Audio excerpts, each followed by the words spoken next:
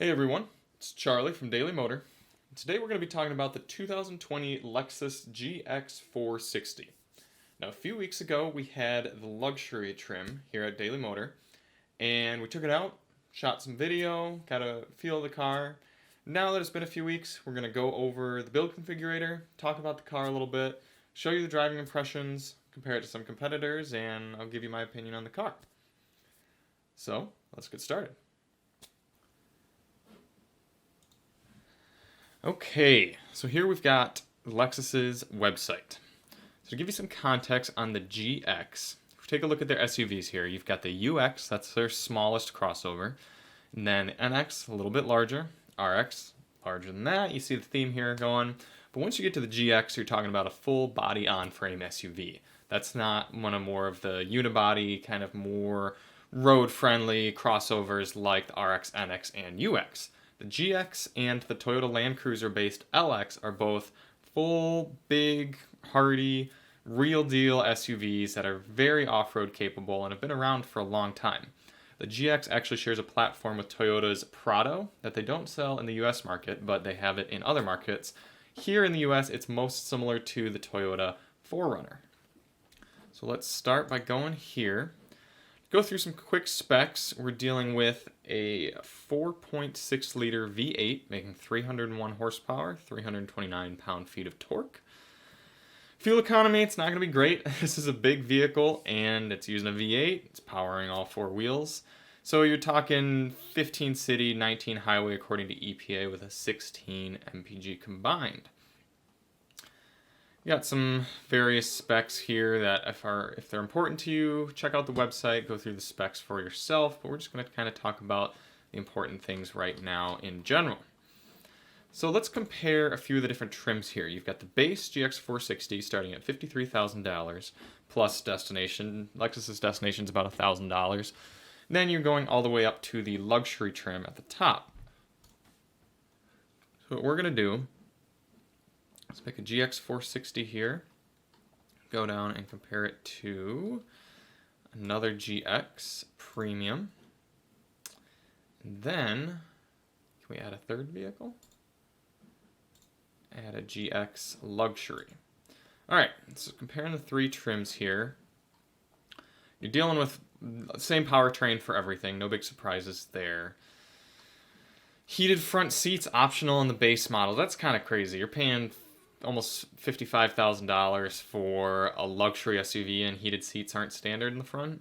Nav system's not standard either. You get a panoramic view monitor optional. That's like a 360 camera system that works quite well. 9-speaker sound system at the base. You get the optional 17-speaker Mark Levinson system in the luxury. We've got a separate review on that I'll post the link to in the description. It's an excellent sound system. I highly recommend you check that out if you're into sound systems. I like how they point out here that panorama glass roof is not available on any GX. Yeah, at least Lexus is honest. Climate controlled rear seats, standard in the upper two trims. Safety and security are going to be looking at about the same for any of the GXs. Toyota and Lexus take safety very seriously. Talked about pricing a bit. You're looking at about $1,100 premium for the top trim.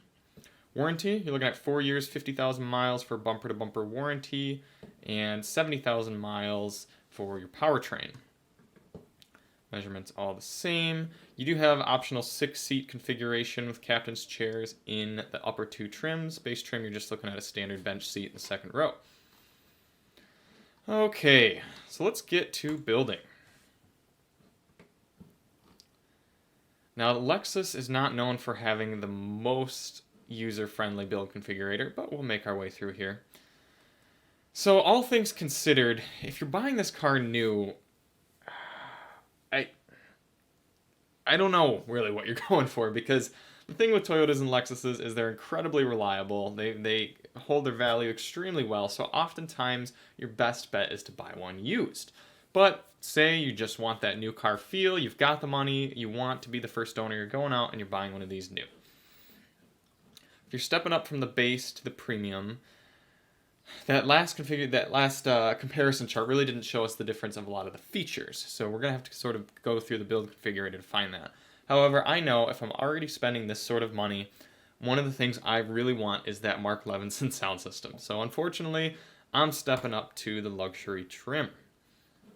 Got a lot of color options, which is nice to see. Some luxury vehicles, they're pretty much grayscale and maybe a blue. This, you've got this nice pretty red, got this nice white.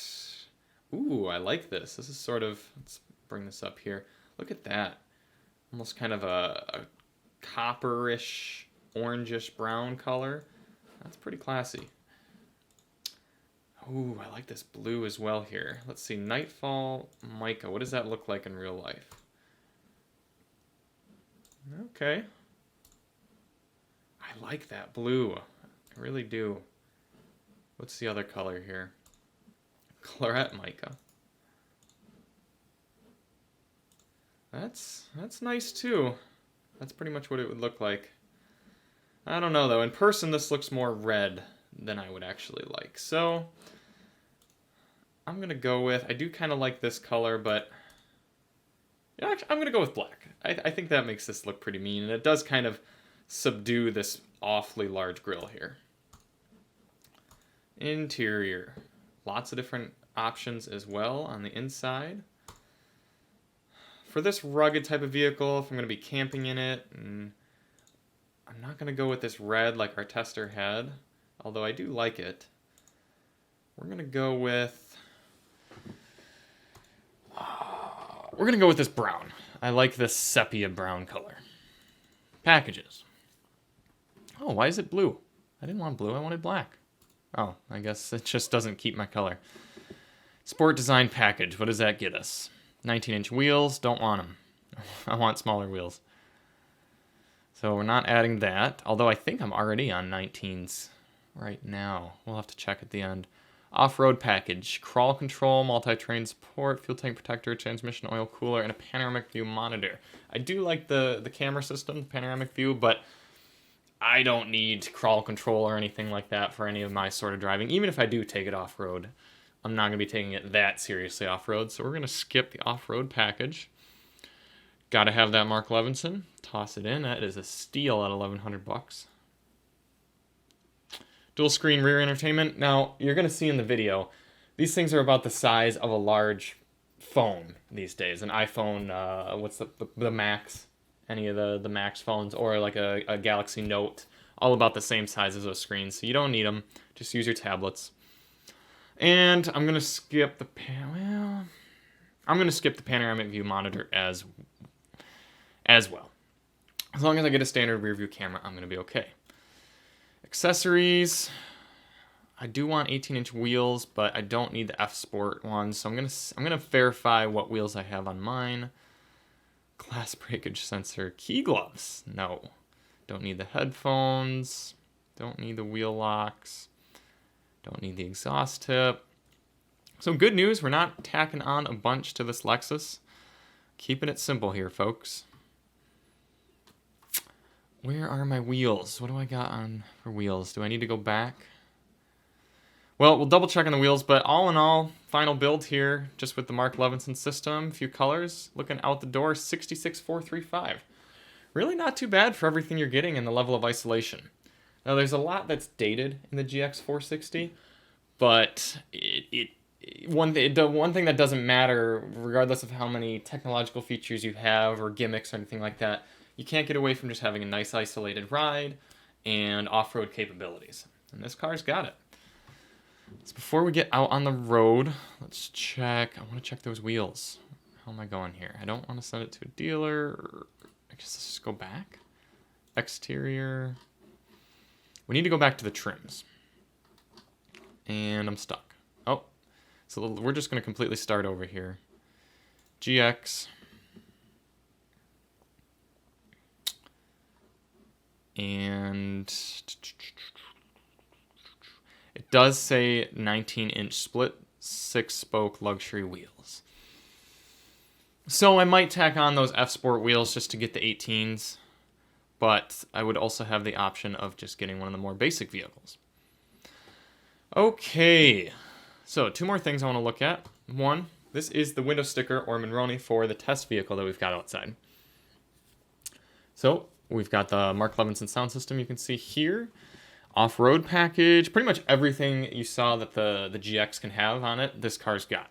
You've got the off-road with the multi-terrain control, panoramic view monitors, the dual screen infotainment system in the back, and the sport design package. So along with a few other accessories, we're looking at a $72,000 truck. That's not pocket change. That's pretty pricey. Let's do a quick check before we get in the vehicle of what new GXs are going for, because we all know that you're not often paying exactly what the manufacturer suggests. So let's go here, GX 460. We want new vehicles. Any distance, we're looking nationwide around the US here for new GXs, and we're going to sort price by lowest. Now, Auto Trader dealerships often put on kind of every sort of rebate you may be eligible for, but it does still kind of give us an idea of what we might be seeing for discounts at some Lexus dealers. So, base models here, you might be able, with some shrewd negotiating, to be walking out of there at under $50,000, or at least right about $50,000 before taxes, but maybe after some fees. Here's a premium for $50,000 flat. That's wherever Gwinnett is. Yeah, so you might be able to find one for about 50 grand. If you want to get into the top level luxury, what do we got it listed at here? Trim. There we go, luxury. Look at that. A few of them coming in under 60 grand. So if you're good with a 2019 model with the older grille and not getting the crawl control, which I actually kind of like the looks of this a little better. Let me see if I can show you. So if you see here, here's a 2019. The grille's a little bit smaller. The headlights are not sort of the really futuristic LED looking lights. They're still going to be awesome headlights, don't get me wrong, but a few styling differences and just a few basic trim differences inside. You're not going to have the crawl control and some of the multi-terrain options and everything. But let's go back and look at the front of that compared to that. See the difference? Let's see if I can bring it a little bigger here. So you've got kind of these different headlights and a much bigger grille compared to that, a little bit more conventionally styled. So that's one benefit to going to the 2019, as well as getting a pretty good deal. All right, let's head out and take a look around the vehicle. We've got Nathan from Daily Motor as well. We took the vehicle out and saw how it drove. So let's go. All right, so here it is, the Lexus GX 460. We got Nathan here. Take a quick look around and get behind the wheel. I like this gray color on it. It kind of shows off the nice lines. It's got a good mixture of sort of classy but stylish and a little bit rugged. Doesn't show off the dirt too much. Here's something kind of cool with the Lexus. You got two ways of opening the back. You got window right here, and then look in and throw groceries in that way or something. Or if you got the space, open this up, and you got a nice big load door like that. Now this is kind of weird that the load floor is so high on the Lexus. So you got to lift things. If you got groceries or something, you got to come all the way up, bring them in like that. You got this cover here that can come back, unless it's stuck like it is. There you go. Come back and cover up if you don't want people looking in. We're actually going to pop this out so we can demonstrate the third row here. This is probably something, if you were using the third row regularly, you just wouldn't have this in the car because it's a huge pain to get in and out. So for now, I guess let's just put this here. Another thing you notice is you got your first aid kit in case you get a scrape or bruise on one of your off-roading adventures. That's true. What about in this one?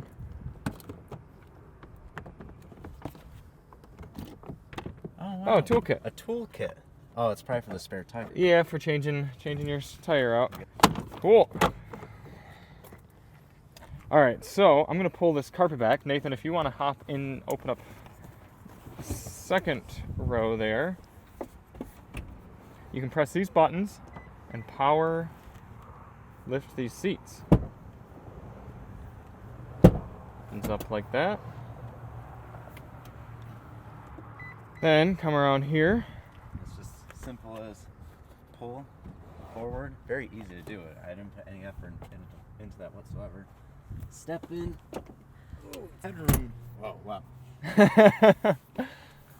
Let's just say anyone 5'7" or over, you wouldn't want to be in here. It'd be fine for kids. There's no cup holders. What's a cup holder right there?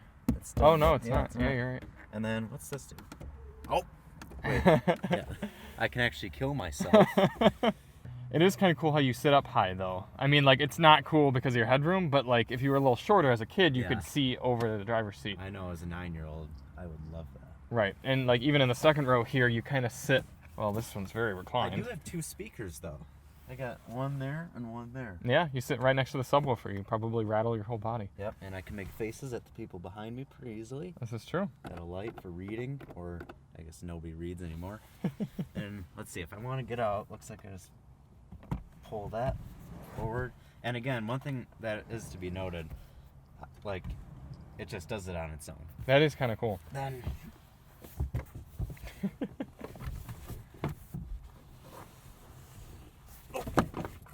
there you go.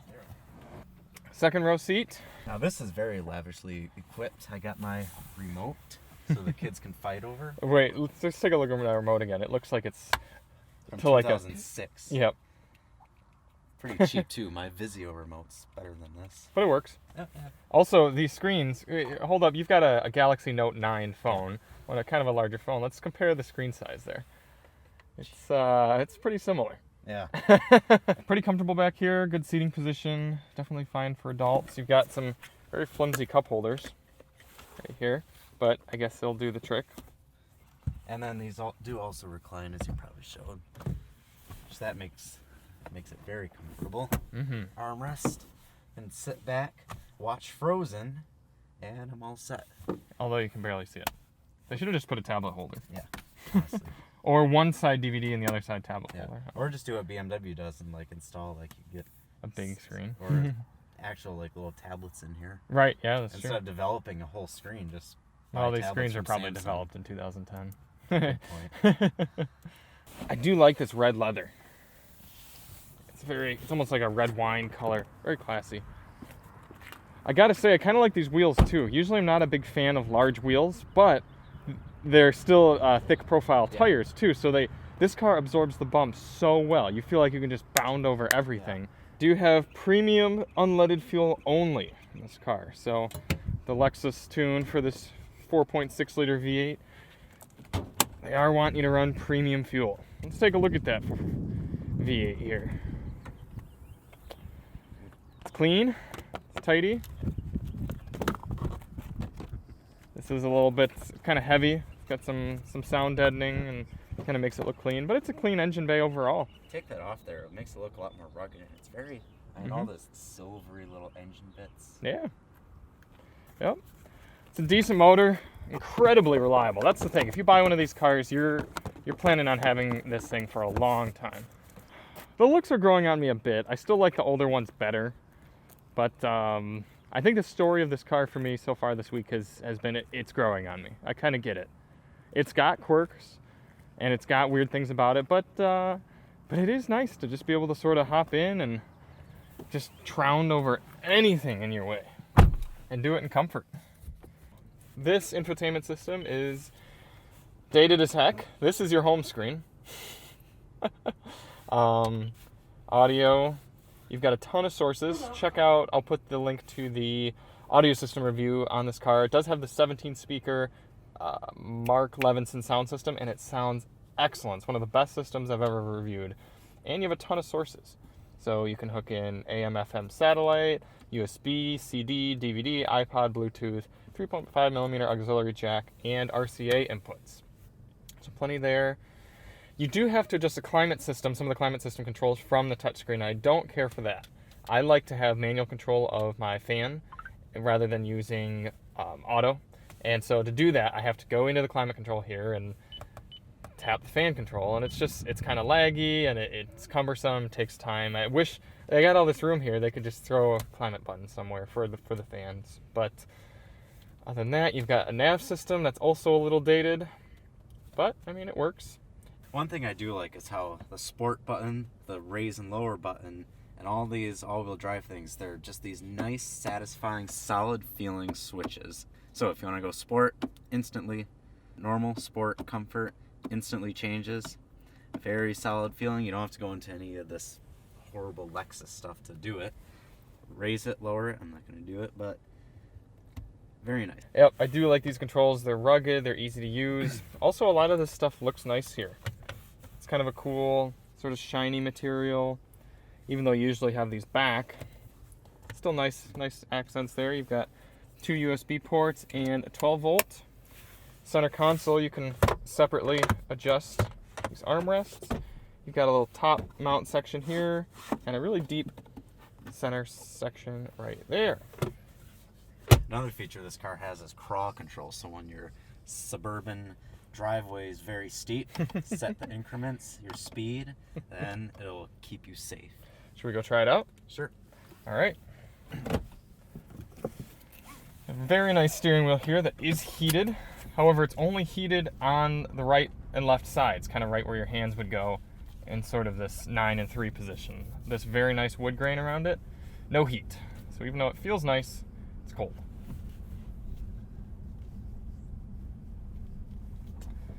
All right, let's take this Lexus through some off-roading.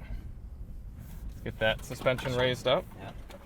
Can't really feel it raising. No, it's not as dramatic as some other vehicles, like the Ram's air suspension. You can really see it. Yeah.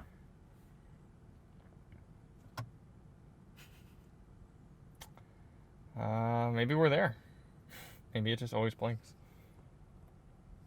Because it was on high the other day and it just said high. Really? Oh, there we go. All right, that took about an hour. So now we got... Oh, let's also turn off the traction control and stability control, so we have to be stopped and hold that. All right, let's head to it.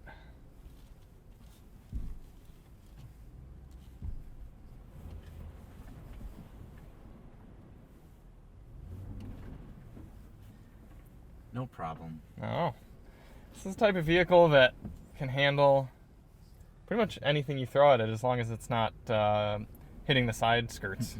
What do you call those? Things, running boards. Yeah, running boards. Yeah.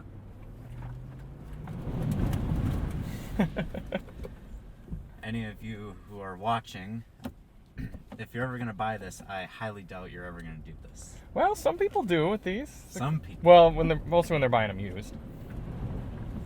That's pretty deep right here. Let's take a look out there. I mean, water's right up to the running boards.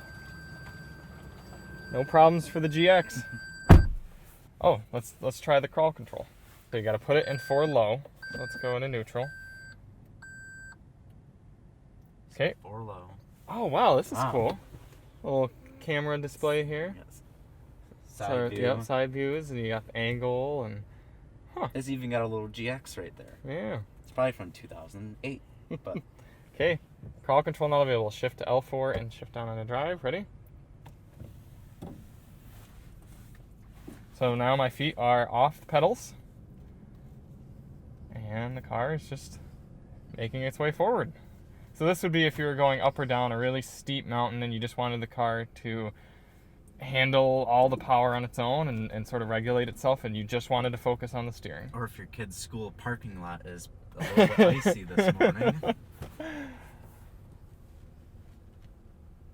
Or if, you're making your way through the Starbucks line in the Yeah. morning and you just want it to make its way for you. All right, let's try it on its slowest setting.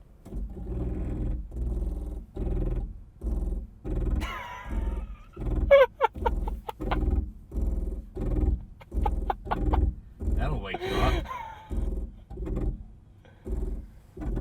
Those are some of the worst sounds. Do you think it's supposed to do that? Yeah, I've heard the Toyota The Land Cruiser did that in one of Doug's videos.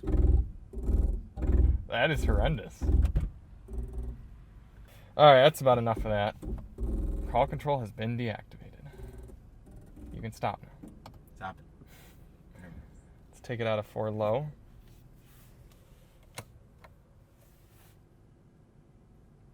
Okay. And let's head back through.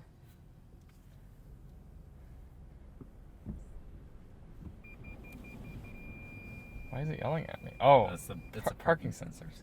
So those are cool. Look at those cameras right there. That's really deep now. I know. Right up to the running board. Why do people litter?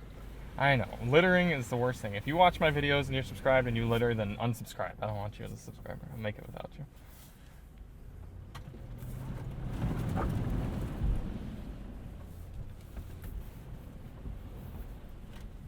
This is an environmentally friendly channel.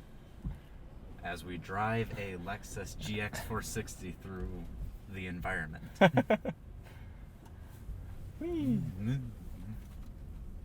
Head right back onto the road. It does ride a little bit sharper when the suspension's all the way up. Oh wait, it's going down. Yeah, for some reason it's only about 20 miles per hour that it's in its highest position, which is kind of annoying because you go over 20 on some off-road sections, which I'll show you here in a second. By far, one of the best things about driving this thing around is just its isolation, how quiet it is, how well it takes the bumps. I mean, you see it. You don't even look for potholes or manhole covers or anything. You just bound right over it. The steering's well weighted. The engine power is nice and smooth. If you need it, you can lean into it and really pull. But if you don't, you can just kind of ease onto it. It's your backup camera. Looks honestly pretty dated. Resolution's not great. It's a little bit dirty right now. That's true, but still, look how narrow it is and stuff. All right, let's raise it back up here, going through this section. And I'll talk to you about why you'd want the suspension to stay raised even while you're going a decent speed, because it's raising up right now, doing about 10 miles per hour. Say this were a long 2-track getting to a driveway or just down, I don't know, you needed to go down a 2-track for some reason just because you wanted to. As soon as I brake 20 miles per hour here, it starts going back down into normal position. And then what if I go through a big pothole or something and take out one of my fancy running boards? But it really is soaking this all up great. Let's go up into sport. Feel it. I really don't feel too much of a difference between sport suspension and comfort, but I have to imagine it's doing something. I feel it a bit hard now. Okay. Yeah. Oh. I think maybe you'd want it a bit firmer when you're doing some more rock crawly type of situations. Right. Whew. But yeah, this is just like the ultimate, like you're sitting here with cooled seats, heated steering wheel, amazing sound system, and yet you're just eating up these off-roads. I mean, like nobody's business.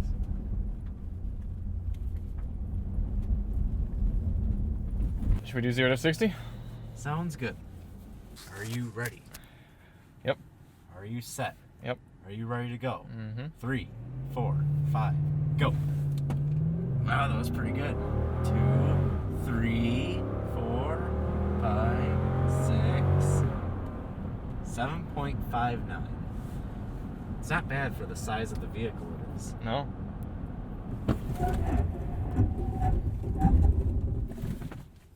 Pretty good 60 to 0 too. Was not expecting that.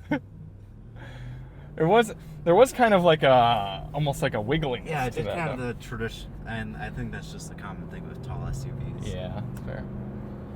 God, that hurt my neck. That was actually cool. As big and ponderous as it is, I mean, it's kind of fun to just whip it around. Not in like a Durango SRT way, but womp womp. All right, let's get up here and head out for a little bit of a highway drive, and we'll wrap things up.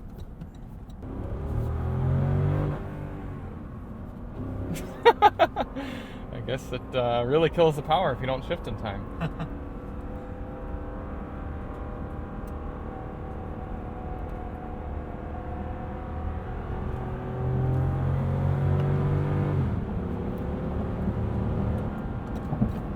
So that was obviously a very aggressive way of getting on the highway. I hear those tires screaming a bit. Yep. Probably the last time this car will ever do that. Well, until it goes to the next journalist. Good point. So driving along on the highway, it definitely searches a bit. You kind of have to keep making corrections. The steering's a little light for highway driving, but it is pretty quiet. Yeah. It's pretty refined. You get a little bit of road noise, a little bit of wind noise, but it's really about it. Seats are comfortable. How does the steering feel like? Is it a confident feeling? Not particularly. It's a little light, and the steering wheel is also a little far away. So you're always kind of having to make little corrections, and there's a decent amount of play in it. But at the end of the day, this is an off-road-ish vehicle. Listen how quiet it is right now. It's just like you and I could just have like a very hushed, calm, serious conversation. Nice, quiet. It's like ASMR. I can hear you whispering. Yeah, that's pretty cool. And then if you don't want it so quiet, you turn up the 17-speaker Mark Levinson sound system, and then it's one of the loudest and most powerful systems I've heard. It's just like this sort of driving. It's just so peaceful. Yeah. And you get that king of the road feeling. Mm-hmm. You sit up pretty high. You kind of feel decently. If it had a badass rating, probably like a 7. Yeah. Final thoughts on the Lexus GX 460. Like I said earlier, it's come around to me. I didn't really care for it at first, and I kind of focused on its quirks and its weird things, but I could see why someone would buy this. In fact, Chris from the Topher has one of these. I think it's like a 2012. And that's where I think the value really lies in these cars, is they're going to be incredibly reliable. They haven't updated them in 10 years. So it's almost like, why would you spend the $70-some thousand to get this new one when you could buy one used? It's going to be very reliable, probably kept well by its owners, and a good car. And pretty much the same thing as you're buying new, when you could get that for like half the price. I think Chris paid like $25 for his or something like that, maybe even better. So, and it only had like 80 or 90,000 miles, had other features and stuff. So, but I get it. It's cool. It's refined. It's classy. I don't know. What do you think? Final thoughts. Yeah, at first I didn't like it because I'm not a fan, or I'm not, in general, not a fan of these big, tall, off-roady SUVs, because there's just not much point for me to own one. But it's definitely the luxuriousness inside and the refinement. It's definitely brought me around. Yeah. And how good it is off-road. It's not kind of one of those posers. Exactly. Yeah, it's legitimate. Like, you feel confident out there. All right, let's take one more look here. Got it good and dirty.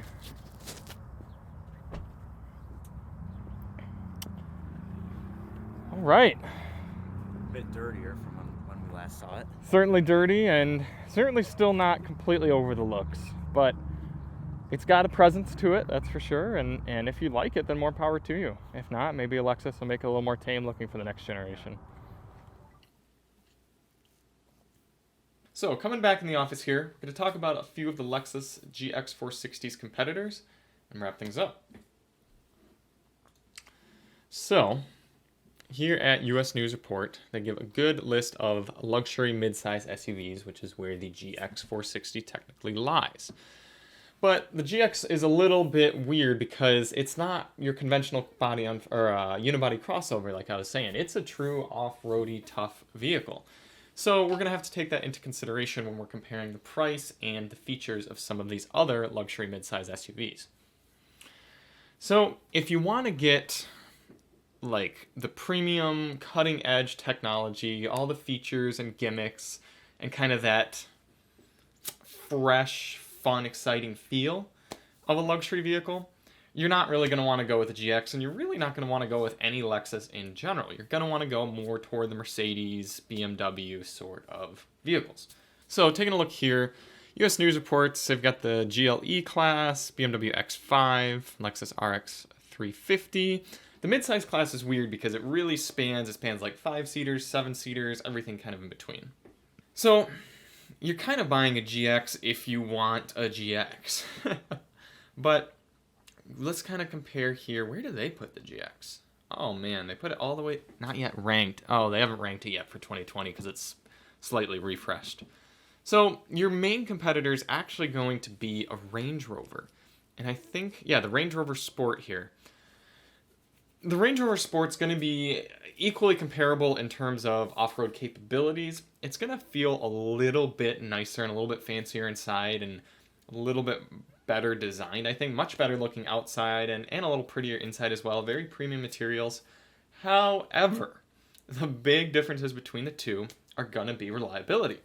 The GX is dealing with old school technology, nice simple V8 that's been, I mean, it's a variation of the same engine that's gone over 1 million miles multiple times in Toyota Tundras.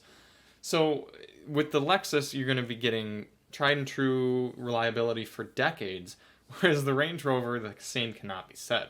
Land Rovers are notorious for being unreliable.